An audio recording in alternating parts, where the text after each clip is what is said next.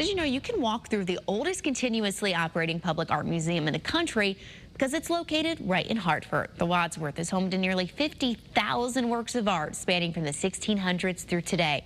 Channel 3's Caitlin Nuclo takes us inside to show us how decades later they are still working to inspire appreciation for art and culture. I think we are so old, and I think our history is astounding, and it's surprising to me that not everyone realizes this treasure right here in downtown Hartford. And inside the Gothic Revival building from 1844, you'll find a cultural center of art and history.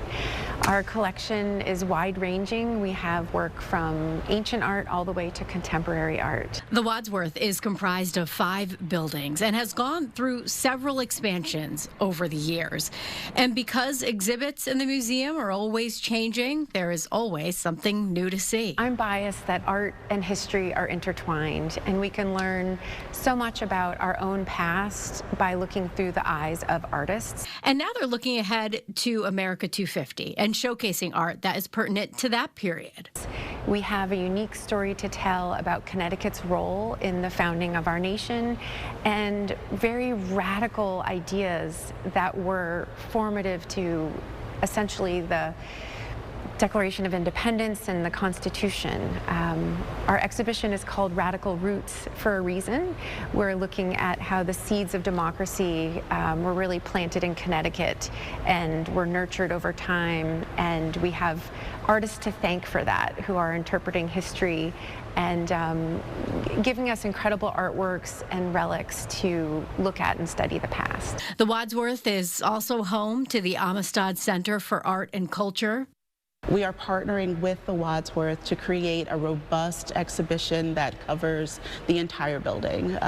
Framing Democracy, Framing American Democracy is the exhibition that's kind of an overarching theme along with America 250. And within that, the Rebel, Revolt, and Resist exhibition. So it talks about the history of self-determination, of constantly pushing against enslavement, against oppression, that this is not the antithesis of or a rare occurrence for the American story, but it is absolutely a human story. It is that we've always fought towards freedom. And as we get closer to America's 250th birthday, you can visit and see these exhibits firsthand, appreciating many pieces that you won't see anywhere else. So it's a really beautiful exhibition where we celebrate Americans who made a huge difference in this world, and talk about the Americas broadly, including the Caribbean in the way that we're defining the Americas. We love to tell a more complete, a more robust story, to make sure that people feel represented, that they see themselves reflected in cultural spaces. Cultural spaces that have stood the test of time. In Hartford, Caitlin Nuclo, Channel 3 Eyewitness News. And meanwhile, Freedom 250 today announced the Great American State Fair will be put on this summer in the nation's capital. Organizers say it will be a 16-day national exposition running from June 25th to July 10th. Spanning from the U.S. Capitol building to the Washington Monument, it will feature a 110-foot Ferris wheel, a newly refurbished Smithsonian National Carousel, and much more activities and food. The event is open to the public, but admission is free, but registering in advance is encouraged.